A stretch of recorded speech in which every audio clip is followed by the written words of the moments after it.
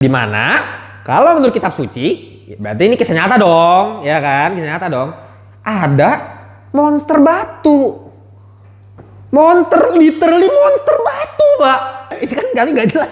Mau kabur si Sam sama si Emma Watson mau kabur naik kapal, udah diskoci nih di kapal. Lempar molotov sama Nu.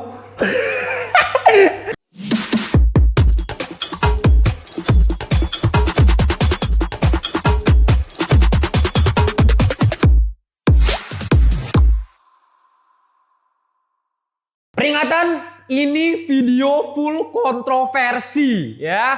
Karena sebentar lagi gua akan menjelaskan film yang dicekal oleh bukan satu agama tapi tiga. Ya. Tiga agama. Muslim, Yahudi, Kristen. Jadi kalau misalnya tiba-tiba minggu-minggu ke depannya udah nggak ada video gua, kalian tahu apa yang terjadi sama gua. Welcome back to Ngelantur Indonesia. Skui nonton, skip blow on, jangan lupa. Oke, kembali lagi di Ngelantur dan kali ini ya konten segmen bebas. Gua akan membahas sebuah film yang sebenarnya gue udah pernah bahas sih di TikTok sama di YouTube Short. Cuman gue pengen lebih analisis lebih mendalam ya. Film yang sangat-sangat kontroversial, Pak. Ini film bener-bener kacau banget, dicekal di berbagai macam negara agama. Ya, kok gue lupa Indonesia kayaknya, Indonesia kayak nggak masuk di bioskop. Gue lupa ya Indonesia ya. Karena Indonesia kan negara ya muslim lah, maksudnya mayoritas. Jadi kayaknya dicekal tuh. Ya pokoknya banyak deh negara yang ngecekal film ini. Ya ini adalah film Noah. Ya, film pada tahun 2014. Sutradaranya adalah Darren Aronofsky. Ya.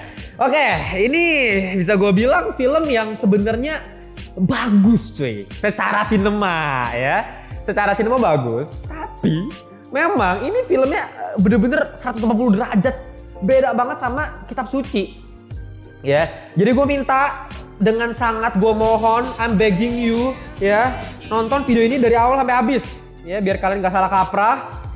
Nonton sampai habis, terus kalian tulis di kolom komentar kalian sebenarnya setuju nggak sih sama film yang satu ini gitu. Kalau nggak setuju gimana, kalau setuju gimana gitu ya. Oke, ini gue mau mulai dulu dari awal kali ya. Ini sebenarnya film kan Noah ya, film Nuh, Nabi Nuh.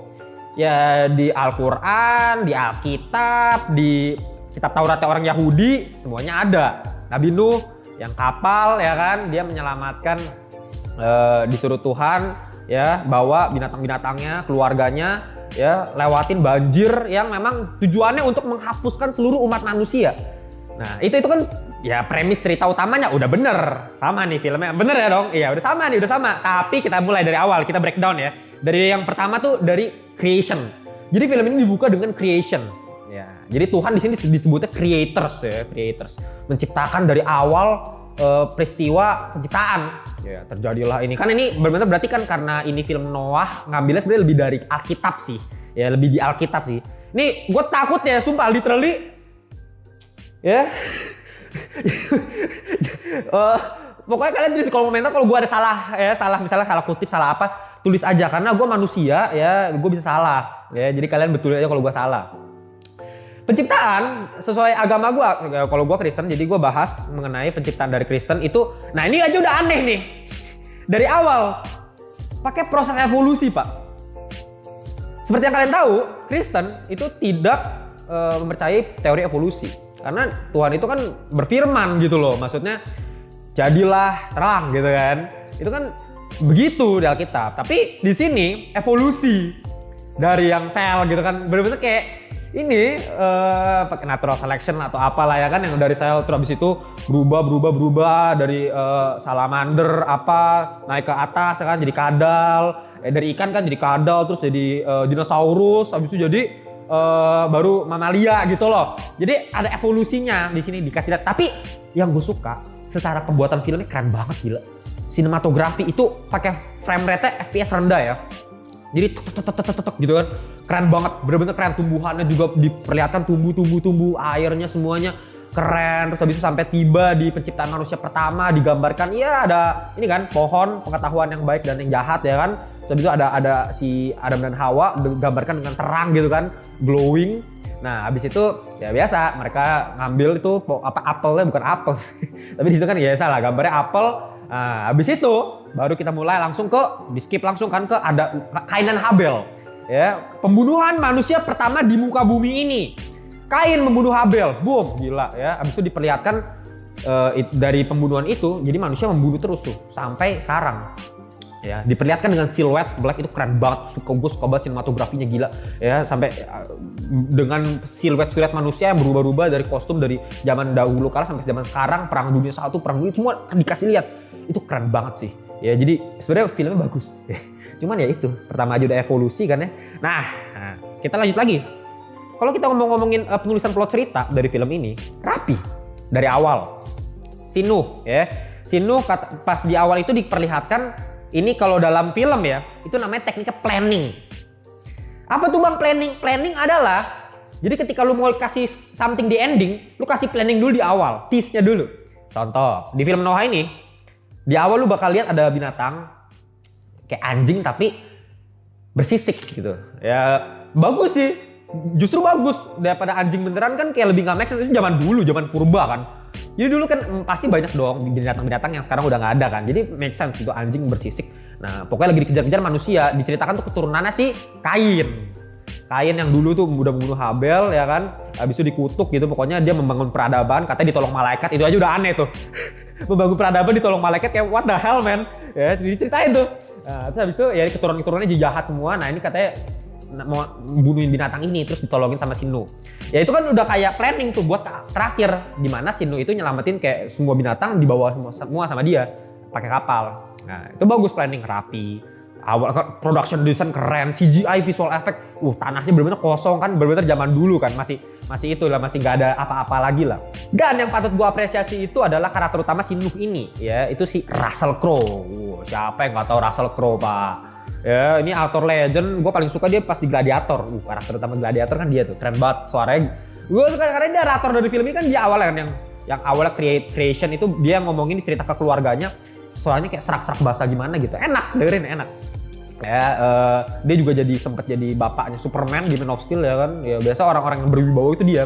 Kecuali Thor Love and Thunder, ya, mohon maaf, tiba-tiba jadi Zeus yang pakai rok, gue juga nggak ngerti itu kenapa Russell Crowe jadi begitu. Oke, lanjut lagi ke yang permasalahan berikutnya yang paling fatal menurut gue, ini yang paling fatal, literally.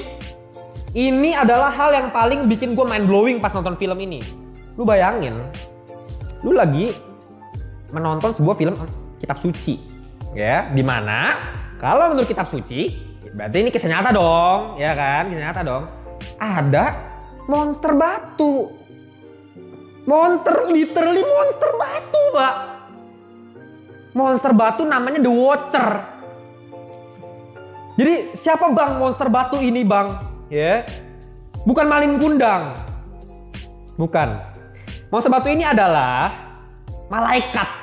Jadi kalau misalnya di Alkitab memang sih nggak ada yang namanya Lucifer di malaikat. Cuman kan adanya dituliskan perumpamaan tuh ya kan, malaikat komet jatuh gitu, bintang jatuh. Sebenarnya itu bukan ngomongin Lucifer juga sih. Sebenarnya kalau misalnya kita ngomongin doktrin tuh, kalau menurut gue itu mau ngomongin Babel. Cuman itu beda lagi lah ya. Gue bukan pendeta, bukan. Nah pokoknya ya kita tahu malaikat itu kan semuanya kayaknya semua beranggapan juga sama sih. Kayaknya malaikat itu jatuh gara-gara kesombongan. Malaikat yang jatuh gara-gara sombongan. Nah di sini diceritakan, jadi malaikat-malaikat ini ngebantu umat manusia. Ya, awalnya Tuhan bilang, lu pada jangan bantuin manusia, biarin manusia itu sendiri gitu, ya.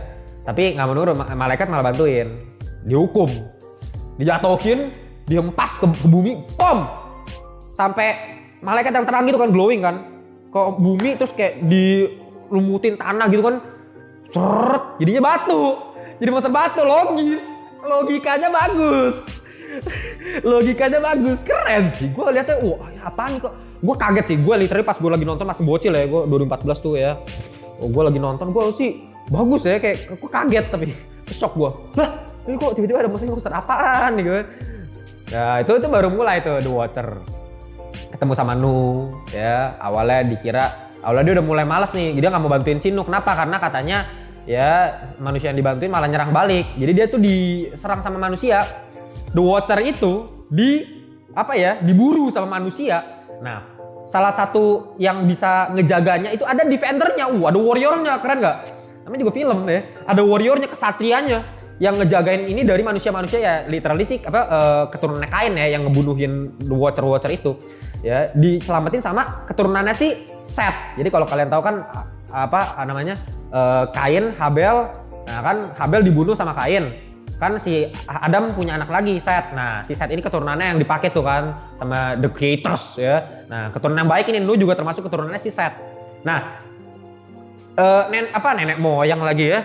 Maksudnya kakek buyutnya si Nuh itu ada yang namanya Metusaleh. Metusaleh ini memang ada sih dicatat di Alkitab, gua nggak tahu di kitab lain. Tapi cuman dicatat begitu doang. Kalau nggak salah di Alkitab nggak ada tuh diceritain dia warrior punya pedang api, lu bayangin. Dia penjaganya The Watcher, jadi dia bisa kayak pedang keluar api. Keren sih. Bagus, idenya kreatif kamu ya, Darren Aronofsky. Aku suka ide kamu. Keren. Oke, ya itu The Watcher. Nah, di sini Metusaleh dikasih lihat pemerannya itu adalah the one and only Anthony Hopkins, tau nggak? Anthony Hopkins, pemeran Odin. Ini aktor legend, pemerannya Hannibal Lecter di film The Silence of the Lambs. Ini aktor legend nih. Literally kalau misalnya butuh yang karakter berwibawa atau yang horor-horor tuh biasa beginian nih. Si Anthony Hopkins. Udah kakek-kakek tua banget tuh, cek deh di Google.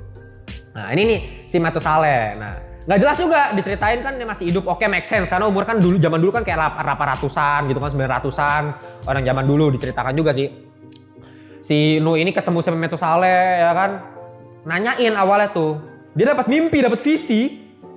Visinya keren nih. Nah ini visualisasinya keren. Gue suka banget pas awalannya dapat ilham dari Tuhan gitu, dimana dia harus menyelamatkan dari kepunahan massal ini, dari banjir. Diperlihatkan dari mimpinya itu yang kayak semuanya tergenang sama lautan, terus kayak ada binatang yang merangkak keluar ke atas laut, terus ada bahtera gitu. Itu keren banget sih. Kreatif, jujur, bagus banget. Itu bagus banget sebenarnya. Ya kalau itunya nggak masalah, kalau emang mau dibuat perkataan Tuhan jadi seperti itu ya sebenarnya gue gak terlalu masalah. Nah yang jadi masalah buat gue adalah, nah ini yang gak jelasnya nih ya. Oke lah ya kan, abis itu oke, gue harus buat bahtera. Dia buat, nah lu tahu kalau misalnya di kitab suci kan keluarganya Nuh ya kan yang buat bahtera kan. Nah ini monster batunya yang buat nih ya kan? Lebih make sense, logis dong. Bahtera segede itu masa keluarganya doang? Lebih gak logis dong. Monster batunya dong pak yang diserut kayunya kan, pohon-pohon diinin. Keren gitu ya buat bahtera. Semuanya selesai. Akhirnya pas sudah mau hampir selesai tuh, akhirnya binatang masuk. Itu keren tuh, pas binatangnya masuk satu-satu keren. Burung, ular. Itu keren banget sih, gue suka banget sih. CGI-nya visual effect dewa sih, serius. Visual effect dewa. Terus tiba-tiba datanglah pasukan-pasukan ini, keturunannya si Kain yang jahat-jahat ya kan. Awalnya bilang, ini lahan gua nih bro. Lu gak bisa nih, ini berarti bahtera jadi punya gua. Emang bangsat gitu. Ya gitu. Nah kalau di kitab suci tahu gua Nuh itu ini bertobat lah ya kan, ini bertobat lah, tapi pada nggak mau denger. Di sini si Nuh nggak mau kasih ini masuk. Gak lu apa lu nggak mau gitu kan, mau diambil si pasukannya itu, mau ngambil bener. Nuh bilang enggak gitu kan. Literally si pasukannya itu dijagain sama Watchernya jagain lu kan. Ya, aduh kalah dong gua dong lah, masa bikin pasukan, bikin senjata buat ngelawan, perang, keren, bagus gila ya, perang di akhir gitu ya, perangnya keren banget gila, sinematografi Jo. Pak hujan kan pas gelap, udah mau hujan soalnya, gelap gitu ya, perang, abis itu ya monster batunya bantu ngelawan, itu keren banget sih. Terus satu persatu The Watcher berhasil dikalahin. Karena apa? Itu kan jadi kayak ada bolongan cahaya gitu kan. Ada yang kayak ditombak, lampunya kayak mati ya kan, hancur batunya, malaikatnya diangkat ke surga. Keren banget. Visualisnya bagus ya. Akhirnya berhasil. Karena mereka tuh dikutuk kan, tapi akhirnya mereka karena bantuin diangkat ke surga lagi. Bagus ya, perang kan. Abis itu, yang gue lebih suka lagi, penggambaran banjirnya itu. Nah, salah satu-satunya yang paling gue gokil banget itu penggambaran banjirnya ini menurut gue sesuai sama Alkitab kalau buat gue. Karena kalau di Alkitab itu kan diperlihatkan sebenarnya bukan cuma hujan. Itu kayak semua kumpulan air yang ada di atas apapun yang di bawah itu pecah, semuanya keluar. Jadi yang di mata air tuh keluar pecah, boom, gila, hujan dar gitu, keren banget. Ya, bener-bener dramatis. Tuh sampai mereka bikin wall gitu, watchernya kan bikin tembok. Mereka pada mau masuk ke baterai nggak dikasih. Nah itu kayak oke lah semuanya. Nah pokoknya udah banjir semuanya aman, semuanya mati. Di Alkitab, ya gue yakin juga di kitab suci, di Taurat atau di Al-Quran, gue yakin gak ada yang masuk. Kan cuman lu doang gak sih? Ini gak ada menurut gue. Ini ada satu villain yang masuk. Gak apa-apa, drama kan. Film harus dibikin lebih dramatis. Ada satu villain yang masuk, takut penjahat utamanya tuh masuk. Dibiarin sama anaknya si Nuh. Karena anak Nuhnya kesel sama bapaknya. Anak Nuh kesel sama bapaknya kenapa? Karena kokonya udah punya cewek, dia gak punya. Dia ada sih, dapat tuh pas lagi mau masuk ke Bahtera Nuh, dia udah dapat cewek, cuman cewek itu keperangkap ini, kena perangkapnya Tom and Jerry. Maksudnya ketangkap terus kayak udah dikejar-kejar kan, akhirnya bapaknya si Nuh kan tarik, udahlah nggak usah dinuh. Akhirnya nggak dapet tuh, jadi dia udah dapet cewek, makanya dia kesel. Udahlah, dia dibiarin tuh penjahatnya masuk ke Bahtera kan, dibiarin masuk ke Bahtera. Awalnya oke, semuanya berjalan dengan normal. Nah kalau lu nggak tahu, ceweknya si kokonya itu, si Sam, anak pertama itu adalah si Emma Watson. Lala, mantap loh ya Emma Watson. Nah ini juga anehnya nih, Emma Watson awalannya, kalau nggak salah kan maksudnya kalau di Alkitab kan kayak diceritain Nuh dengan anaknya dan mantu-mantunya, artinya kan maksudnya anak-anaknya juga punya istri kan harusnya kan. Di sini pokoknya yang punya cewek cuma si Sam gitu. Itu udah aneh tuh. Abis itu si awalnya mandul, si Emma Watson mandul kan. Emma Watson mandul gak punya anak. Maknya nangis-nangis kan, gak punya anak. Maknya minta berkat ke Metusaleh, kakek buyutnya. Kasih saya anak, ya, kayak timun emas pak. Lu kalau dulu dongeng cerita rakyat timun emas tuh, gitu. Dikejar-kejar butur ijo, ya kan. Nah, habis itu minta anak dikasih. Akhirnya si Metusaleh, si Otin kasih ini kan tangannya kayak Emma Watson, perutnya langsung jadi sakit. Ya kan. Habis itu kayak, berarti udah ada anak. Itu nggak masalah sih kalau film doang. Agak gimana ya? Ya, akhirnya punya anak. Nah, ini masalahnya. Di sini yang nggak jelasnya lagi, si Nuh itu mispersepsi, miskom. Kalau dia itu kan nabi udah dapat pencerahan dari Tuhan, oke, ya kan? Kalau kan logikanya ya, kalau misalnya dia diselamatin, artinya Tuhan mau bikin umat manusia dari keturunannya dia, itu kan make sense. Ini si Nuh gara-gara dia sempat awalnya dia mungkin mikir gitu, tapi pas dia sempat kayak nyari cewek buat anaknya awalannya kan, pas lagi ini dia lihat kejahatan kan di mana-mana, jahat banget nih. Terus dia sempat ngeliat kayak bayangan ada dia di situ. Jadi kayak dia ngerasa, gue juga jahat gitu kan. Wah kita juga jahat, semua manusia jahat. Kita juga harus mati. Ya jadi artinya apa? Dia berpikir dia diselamatkan kayak gitu. Ya udah dia cuman dibiarin hidup, abis itu dia mati juga. Jadi kayak nggak ada punya keturunan. Jadi semua manusia punah, cuman hewan-hewan doang yang hidup. Oke, udah di Bahtera semuanya berjalan itu. Gue suka sih konsep-konsepnya kayak binatangnya ditidurin pakai asap-asap apa sih? Pakai ramuan tumbuhan itu bagus lah ya kayak ditidurin, jadi lebih make sense. Oke lah. Nah ternyata si Nuh nggak tahu si Emma Watson hamil gara-gara tadi kan diberkati hamil, anaknya hamil. Habis marah dia, kenapa? Wah ini Tuhan kan udah bilang kita harus mati semua, umat manusia udah nggak ada.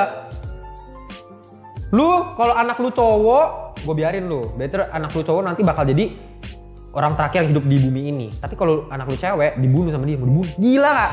Nabi Nuh mau bunuh cucunya sendiri. What the hell? Dan kejadian, maksudnya si Emma Watson beneran pas lahir kembar lagi cewek dua-duanya. Kembar cewek dua-duanya. Awalnya mau kabur. Emma Watson, dramanya sih bagus ya. Ini kan gak jelas. Mau kabur si Sam sama si Emma Watson mau kabur naik kapal, udah diskoci nih di kapal. Lempar molotov sama Nuh.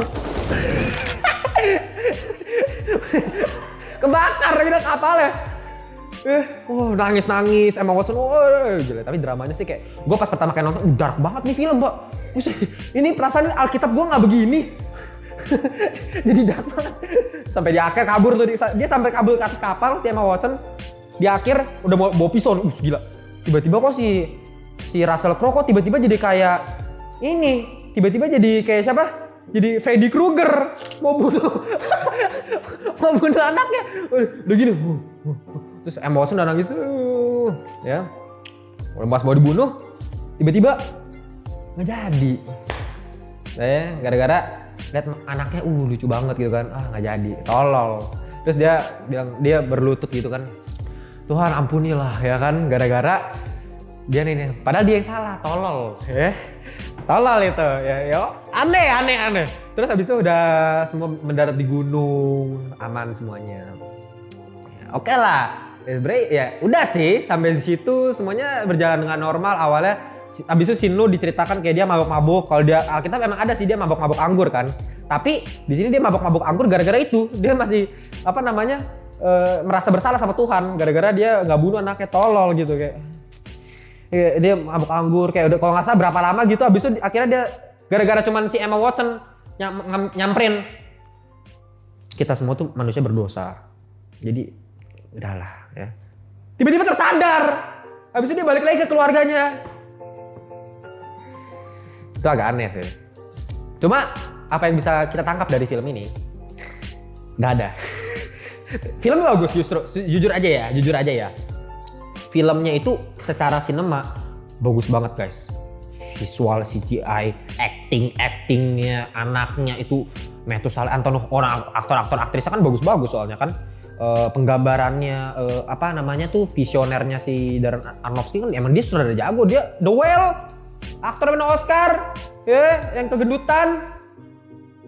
Bagus filmnya The Whale. Nah ini dia yang buat si Darren Aronofsky nih, bagus sebenarnya, cuman ya itu karena dia kayak buat film Alkitab sebenarnya. Kayak kalau mau ya sebenarnya harusnya itu dia pakai karakter-karakter ini diganti sama nama-nama lain, bener nggak?